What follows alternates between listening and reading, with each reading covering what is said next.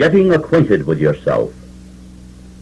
You are now starting on the greatest adventure of your life. If you will listen with a mind freed from previously formed opinions, skepticism, and prejudice. Stop and think while you listen. In his book, I Can, Ben Sweetland's first job is to sell you to yourself. He makes this strange statement because not one person in 100 has any idea of his own power and capabilities. The failure thinks he's a failure because he was intended by fate to be a failure. Tommy Rott. Do you know the difference between a success and a failure? It is not physical. You cannot see the difference. It is not educational because many highly educated men and women are failures. It is a matter of attitude. One man sees himself as a failure. The other man sees himself as a success. In other words, the only difference between you and the man who goes places is a matter of consciousness. Isn't this great news? Isn't it exciting to know that you now possess everything you need for outstanding success and happiness, and all you need to do to become a success is to change your mind?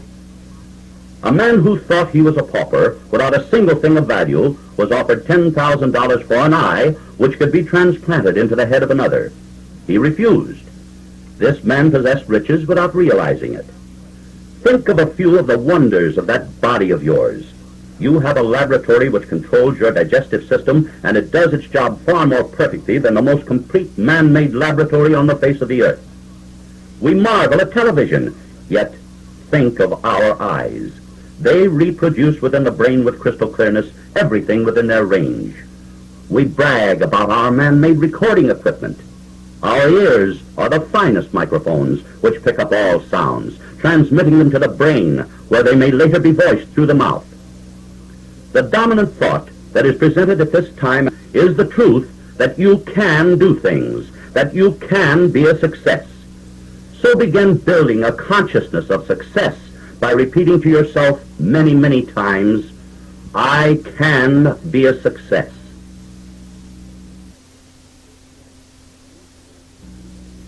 Your pledge to yourself. If you were to enter into a business arrangement with another, you would undoubtedly want a contract. Such a document is not an evidence of a lack of trust. It is a written confirmation of an understanding so that there will be no misunderstanding. Though it may sound odd, Ben Sweetland suggests that you enter into an agreement with yourself. Here is why he makes such a request. Most of us are constantly making promises to ourselves which we do not keep. We nonchalantly promise ourselves that we will stop doing certain things which are harmful to us. We promise ourselves that we will begin doing things which will be of benefit to ourselves. But no sooner are the promises made than they are forgotten. Ben Sweetland urges you to take the steps which will enable you to gain tremendously from this work. Naturally, you want success, better health, and happiness. But merely wanting these blessings will get you nowhere. You must determine that you will become a success. Your determination must be so great that you will not let a stone remain unturned until you turn the tide from a mediocre existence to a life of radiance. Your pledge to yourself, therefore, will be more than a promise of something to be done in the future, but the declaration of a continuity of actions which are starting right now. As constructive thoughts come into consciousness, you will not postpone action on them. You will, with eagerness and enthusiasm, put them into use at once. Your life's pattern. If you were going on a journey, you would know in advance where you were going. In our life's journey, we fail to get what we want because we do not lay out a plan to get what we want. We wish for things without realizing that it is well within the realm of possibility to get out of life what we want. Even though at this time it may seem fantastic, you are to follow this simple prescription found in Ben Sweetland's book, I Can, and as you follow it, you will find it fantastic as to the actual results you will achieve. Take a sheet of paper and rule 2 vertical lines making 3 columns. Over the first column write, objectives for my physical being. Over the second column write, objectives for my possessions. Over the third column write, objectives for my affairs. In the first column, list everything you would like to have changed or improved so far as your physical being is concerned, such as reduce in weight, younger face and body, more energy, overcome timidity, conquer habits, and so forth. In the second column, list such items as home of your own, new automobile, substantial bank account, fine wardrobe, and so forth. In the third column, list such items as a better job, a business of your own, lots of friends, the right husband or wife, a career in the field of greatest interest to you. Take these lists and at least 3 times daily read through them. Do so with a heart of happiness, just as though you were reading a list of objectives now coming into being. Later you will learn the psychological reason for it. What you will be doing is actually putting the forces of nature to work in making your objectives realities. Dr. Sweetland says that it is impossible to overestimate the value of the principle just outlined. The Art of Relaxation. You should be relaxed right now because the mind absorbs information while the body is relaxed far more than when the body is tense. Many people have difficulty in relaxing because they think they can't relax. The moment you know you can relax, you will. Here's a truth to remember. When you are tense, you are burning energy. When you are relaxed, you are storing energy. You can open and close your hands at will. You can move your head, your body, your legs at will. Why? Because you know you can. As soon as you know you can relax the muscles of the body, you will have no difficulty in doing so. Practice relaxation. Talk to various members of your body, toes, foot, ankle, leg, body, and so forth, and instruct them to relax, and they will. Just as Ben Sweetland states, when you master the art of relaxation, many blessings will come into your life. If you thoroughly relax as soon as you retire at night, you will drop off into a peaceful sleep and will awake refreshed. If you relax thoroughly before eating a meal, the food will do you much more good. You will be working with nature in helping to make your food digest perfectly. Here's a test you can make. Clench your fist tightly, and as you open it, notice how the blood has been forced out of certain portions of the hand. This will show you how tenseness can impair circulation of the blood, causing many ailments. Become relaxation conscious. Whenever you find yourself tense, whisper to your inner self, let go. Remember, the title of Ben Sweetland's book, I Can, means many things, as well as thinking in terms of I can succeed, I can be happy, and so forth. You can also say with certainty, I can relax. Your mental powerhouse. We all have 2 departments of mind. There's the conscious mind with which we do our conscious thinking, reasoning, and planning. Then we have that portion of mind below the level of consciousness, usually referred to as the subconscious mind. Since the subconscious mind is the real seat of intelligence, I like to think of it as the creative mind, and will do so hereafter. Remember this fact. The conscious mind is the master. The creative mind is the servant. In this chapter, Ben Sweetland says, your creative mind has reasoning faculties independent of your conscious mind. After having been told that the creative mind is the seat of intelligence and power, it may sound inconsistent to now hear that the creative mind is subservient to the conscious mind, but it is not at all inconsistent. An army is a powerful force, yet this mass of power comes under the direction of a single man, the general. The forces of your creative mind enable you to climb to great heights or make you descend to the depths of despair. We might compare the power of the creative mind with water. Water under control can irrigate our lands or supply power for generating electricity. Water out of control can cause floods, destroying cities and endangering lives. Thoughts held in your conscious mind are accepted as instructions by your creative mind. Remember this. It is of vital importance. If you hold a negative thought, fear that you might fail in some test, the creative mind, without questioning, will accept the thought as an instruction, and with its reasoning faculties will actually guide you in making you fail. If you fear your ability to succeed, you will not succeed, because you are guided to do the very things which will make you fail. Happily, the reverse is true. When you hold a positive thought, such as, let me say, I know I'll land a good job, your creative mind guides you in the things to say and do which will enable you to land just the job or position you want.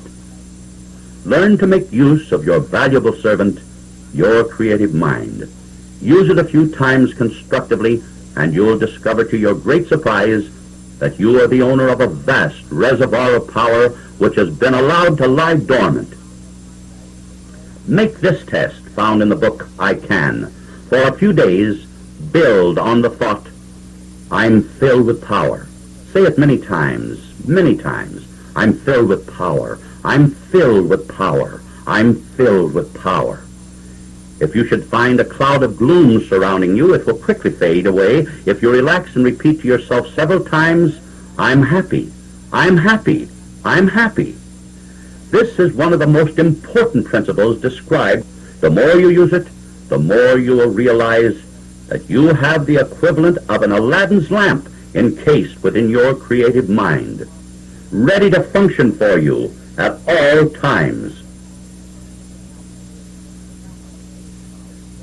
Work less, accomplish more. Does this statement sound too good to be true? Once you learn how to make full use of the powers of your creative mind, you'll find yourself accomplishing more than ever before. You'll enjoy your work more. You'll do it in much less time than formerly required. Dr. Sweetland emphasizes two important points in this chapter. One, your creative mind, if permitted to, will direct you in your work, making it better, easier to perform, and far more pleasant. Two, you can at will direct your creative mind to assist you in the solving of your problems, help you to make the right decisions, to create ways and means of greater accomplishment. Let me quote from I Can and give you 4 simple rules to follow when giving instructions to your creative mind. The creative mind works best when the conscious mind is either in abeyance or pleasantly occupied. This means, therefore, that the time to implant instructions is either just before retiring at night or when you're about to enjoy relaxing recreation. Here are the rules. First, relax, both mentally and physically. Second, think through on your problem, but do not fear it. Be specific in the instructions you give your creative mind. Know just what it is you wish to accomplish. Third, gain a success attitude regarding your problem. You can if you have developed faith in your creative mind. You will know that it is ready, able, and willing to serve you, and will serve you. Fourth, after following the steps already given, just remove all thoughts of the problem from your conscious mind, knowing that the solution will be forthcoming at the proper time. After you have tried this a few times, you will never again try to find solutions consciously when you know that the full force of the intelligence and power of the creative mind is ready and anxious to serve you. How to overcome worry. Ben Sweetland's definition of worry is holding mental pictures of things you do not want instead of things you do want. If you doubt this, think about it a moment and you'll agree with him. If business is bad, do you visualize yourself enjoying prosperity? No. You see yourself getting into financial difficulties.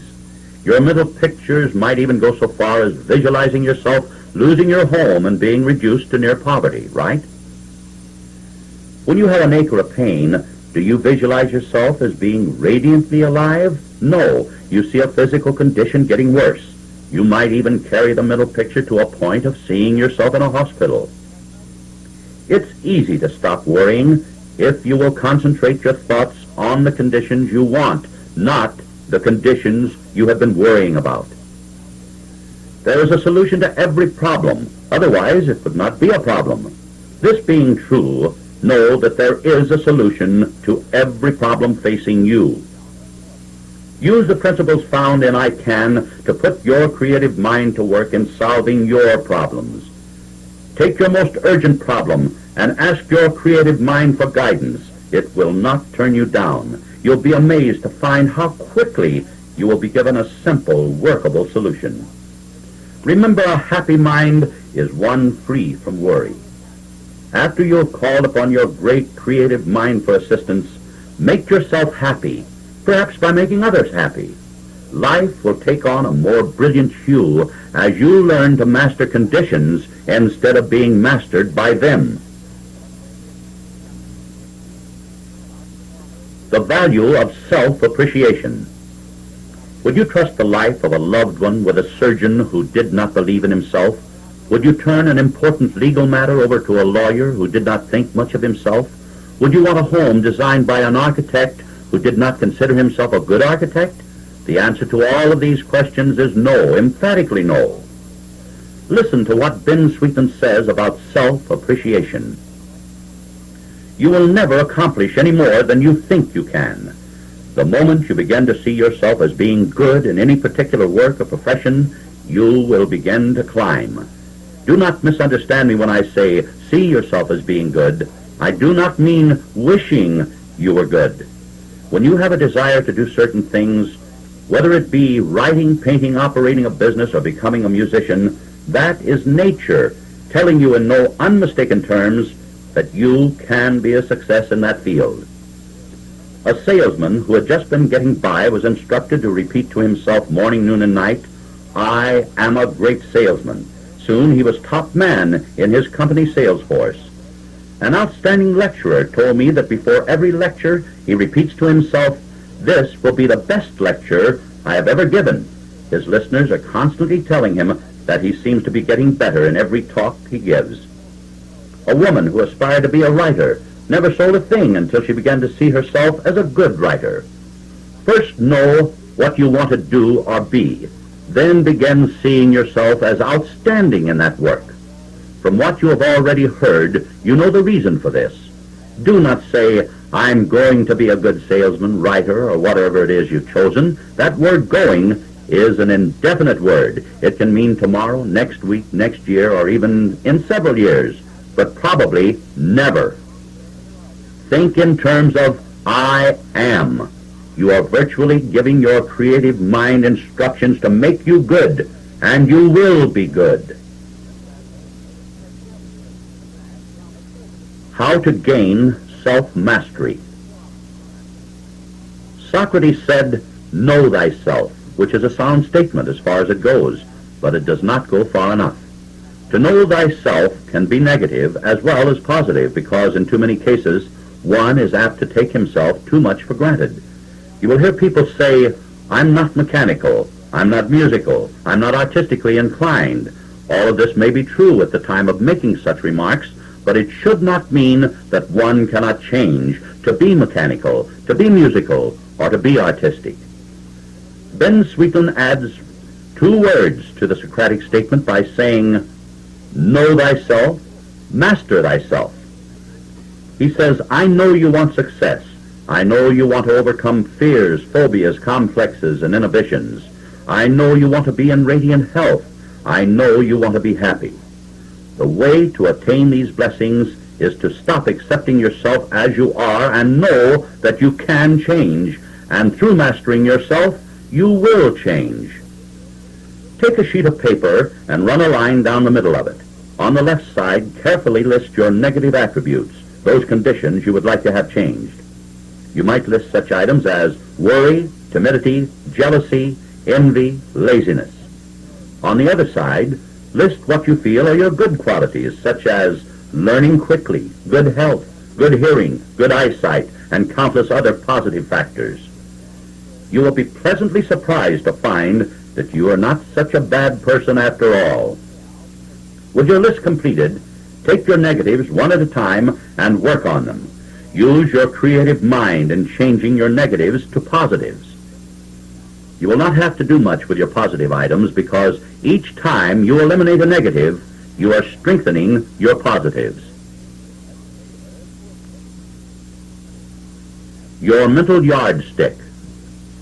A little while ago, in talking about laying out your life's pattern, it was suggested that you carefully list all of your objectives, those for your physical being, for your possessions, and your affairs. As you look over these lists, undoubtedly you will see some items which you would like to have come into being ahead of many of the others. All right, if you will listen attentively, I will give you Ben Sweetland's thoroughly practical means of accelerating the manifestation of the objective. Quoting from the book I Can, here is an infallible mental yardstick. Like the lineal yard, which has 3 parts, or 3 feet, so too has this mental yardstick 3 parts. We might call them phases. You can successfully use it in attaining objectives of all sizes, from small, comparatively unimportant objectives up to large and vitally important ones. Here are the 3 phases of the I Can mental yardstick. The first phase is to have an objective and be specific. Know exactly what it is you want. If it is a business of your own, be specific. What kind? Manufacturing, wholesale, retail, mail order, and so forth. If it is a better job you wish, be specific. Know what kind of a job and with what type of a firm. List all the resistances standing between you and the attainment of your objective. It might be lack of time to prepare yourself, lack of money to get started, or lack of experience. List every resistance you can think of. This brings you to the third and final phase of the mental yardstick, a plan of action which will enable you to hurdle all resistance and attain your objective. Apply this mental yardstick to past success and failure, and you'll learn why you succeeded or why you failed. You will also know that in the future, with this mental yardstick, you will always score a success. How to build a magnetic personality. The word personality is taken from the word person. It is that something which distinguishes one from another. There are good personalities, there are bad personalities. A magnetic personality is not something you see, but something you feel. It is a combination of traits of the type which attract people to you.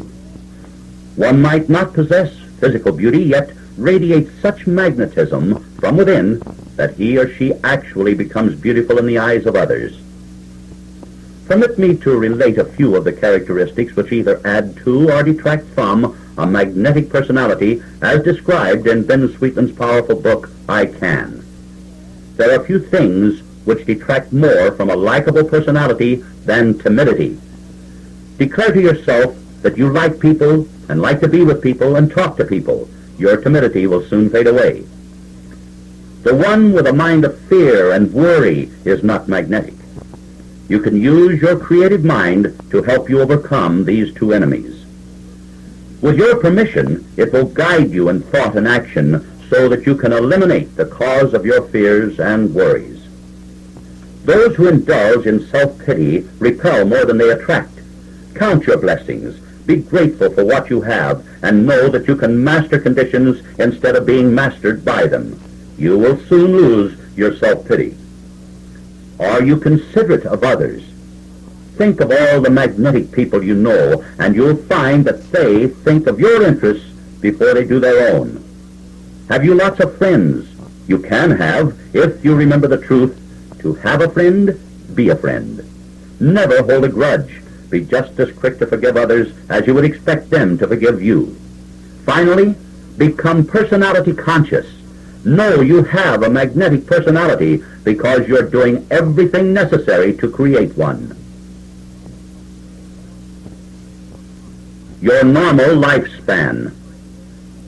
We have so thoroughly accepted 70 years and 10 as our lifespan that most of us, in anticipation of the approaching deadline, begin to let down after we pass the age of 50. If human beings had a lifespan in keeping with all other forms of life, it would be at least 125 years. Then why do we appear so old when in the neighborhood of the 70s? Here again, we can refer to our fateful creative mind explained earlier. After we pass the age of 50, we begin holding mental pictures of age. We see ourselves growing old. We actually look for and expect signs of senility. The creative mind, accepting all of these mental pictures as instructions, proceeds to hasten our natural aging process, with the result that we actually do show definite signs of age. Listen to the words of Ben Sweetland, a septuagenarian who is still young. If you establish in that loyal, creative mind of yours the fact that your lifespan will be at least 125, and you begin to live accordingly, you will find that instead of 70 being the old age of youth, it is the youth of old age. Develop a youth consciousness. Think of yourself as being young, both in mind and body. Remember, your body is continually renewing itself.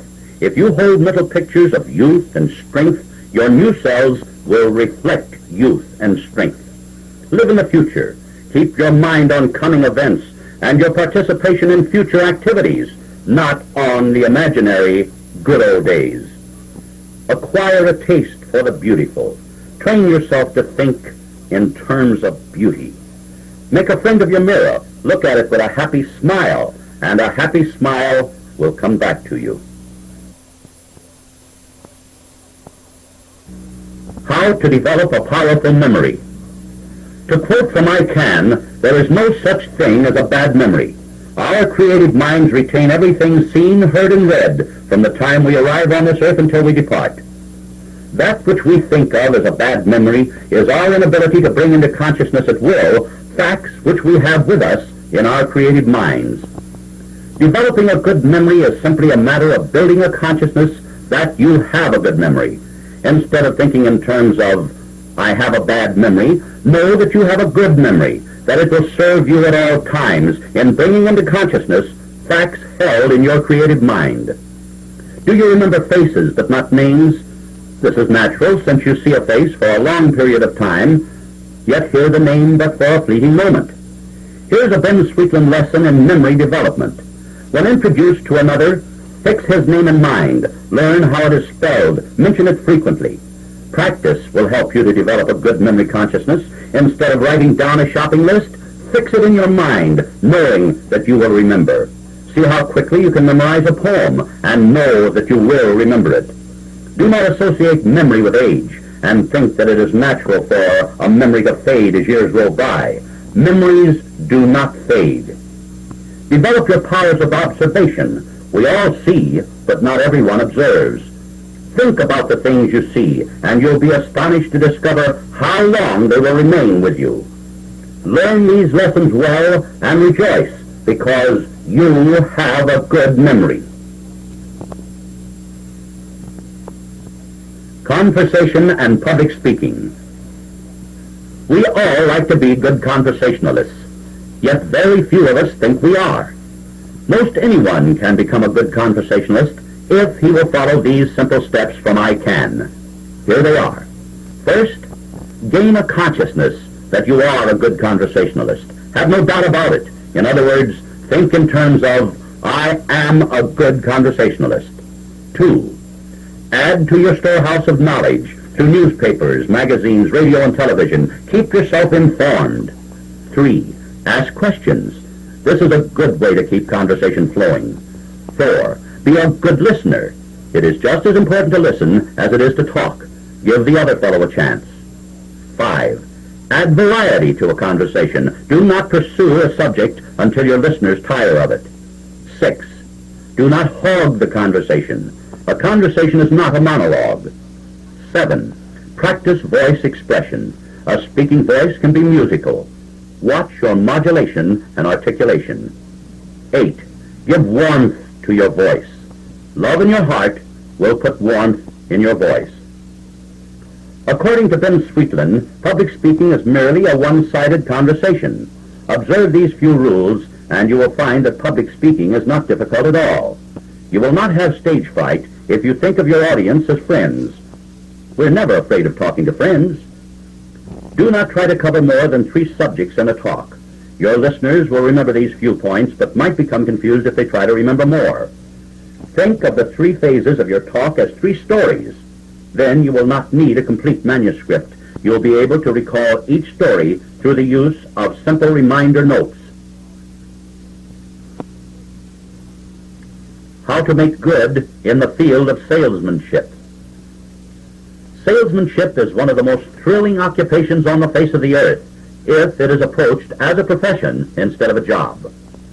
60% of all people are dependent, directly or indirectly, on salesmanship for a living. Consequently, Ben Sweetland feels it fitting to include a few thoughts about salesmanship.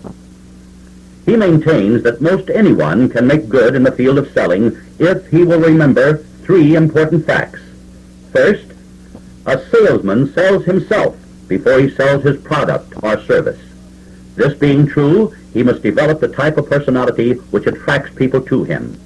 The thought previously expressed on the subject of building a magnetic personality will help in this particular point. Second, the prospect usually wants that which is being offered.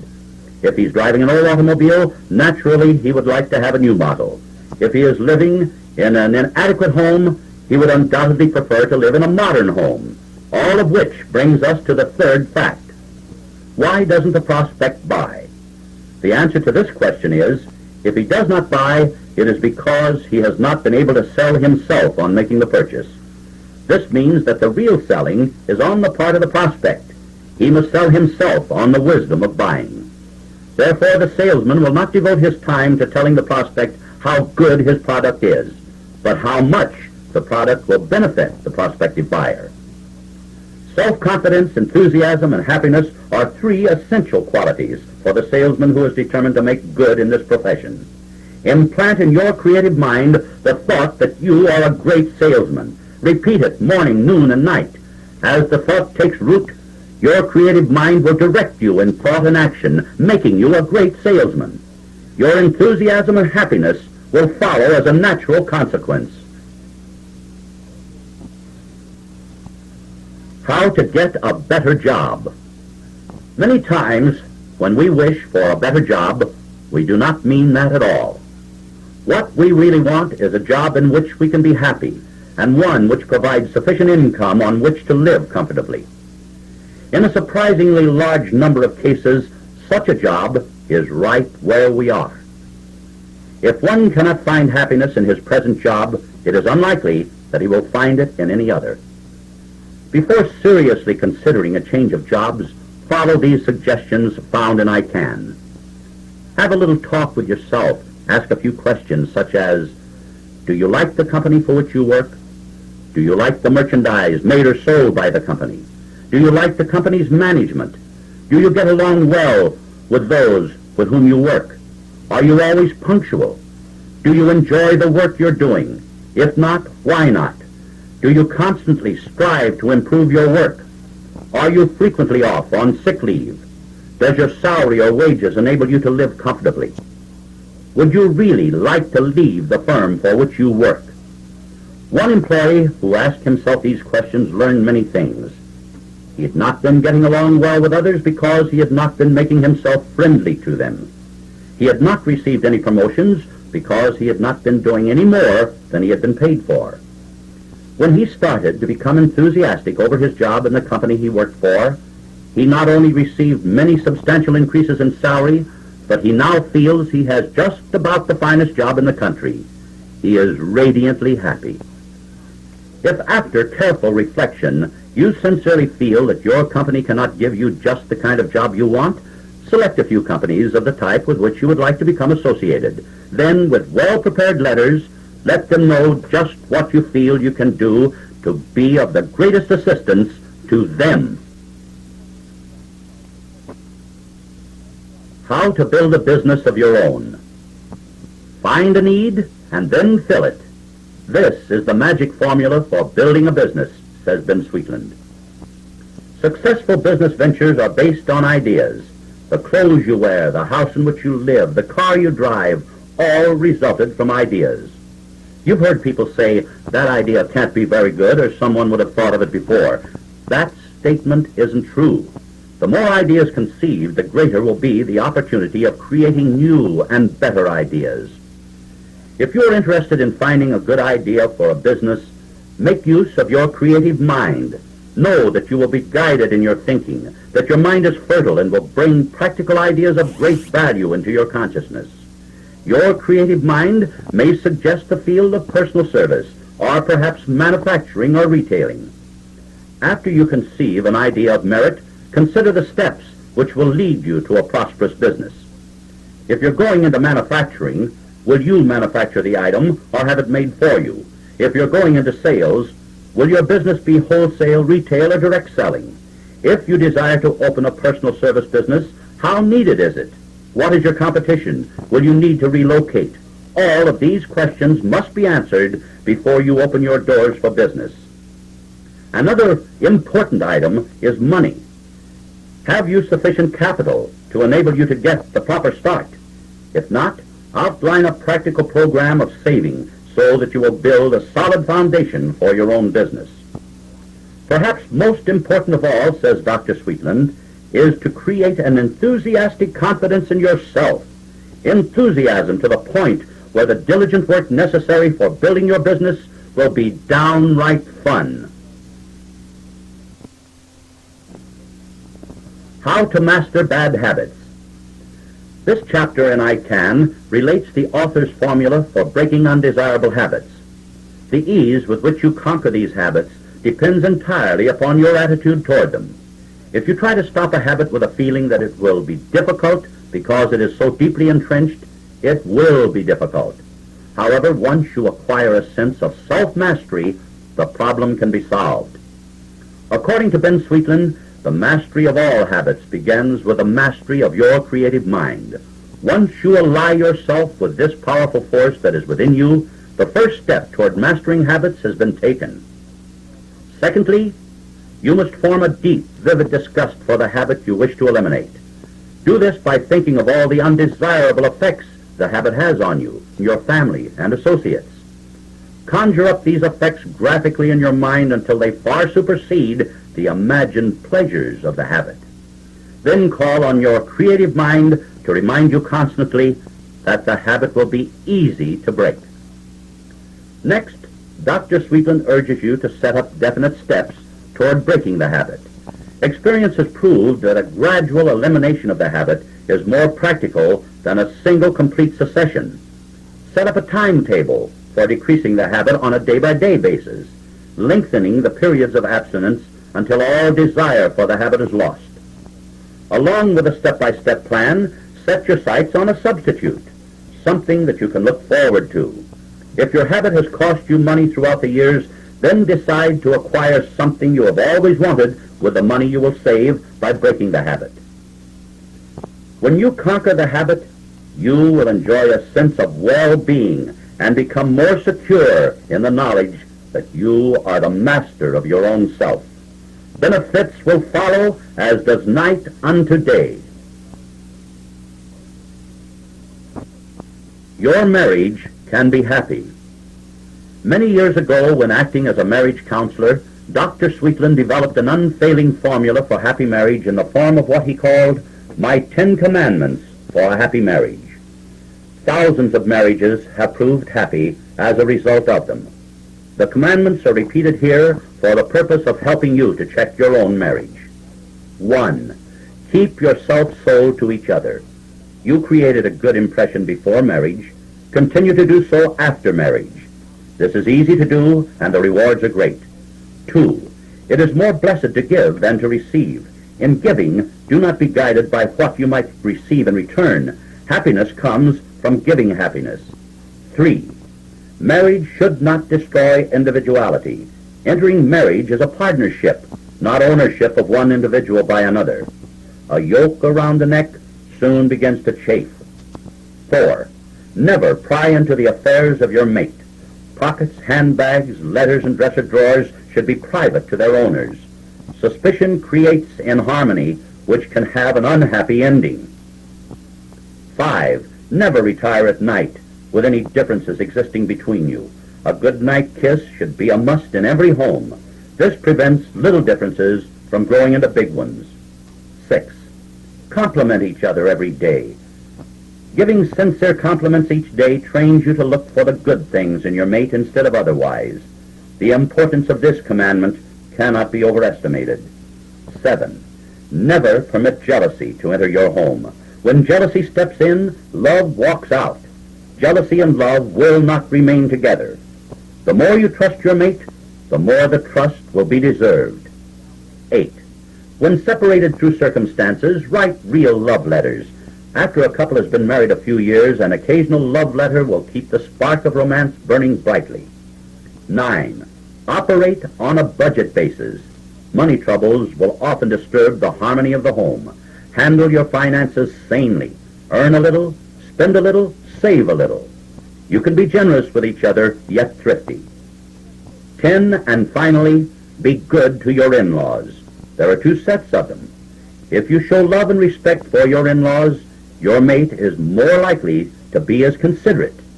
In-laws are real people. This is Ben Sweetland. You have just listened to a digest of my book, I Can. I'm sure you enjoyed the message and that you'll immediately begin applying the principles to your own life. Thousands of letters have been received from persons of all types giving powerful testimony to the value and benefits found in I Can. Someday I may have such a letter from you. However, a word of caution. The time-tested and proved message you've just heard will be of little value unless you make use of it. Do not put it away to be forgotten. Play at least one side of I Can every day for several weeks. Follow its suggestions for setting goals and changing habits. Soon you'll realize that you're approaching life with a new sense of happiness and well-being. As you develop your magnetic personality through the application of the principles outlined in I Can, and when you learn the power of your creative mind, new vistas will open as you fully appreciate this key to life's golden secrets. May I suggest that you secure either a copy of my book, I Can, or my newest one, I Will, or perhaps both. I congratulate you for thinking enough about your own personal success. It will provide you the incentive to make your life outstandingly successful. This is Ben Sweetland reminding you that success is not a destination, it's a journey.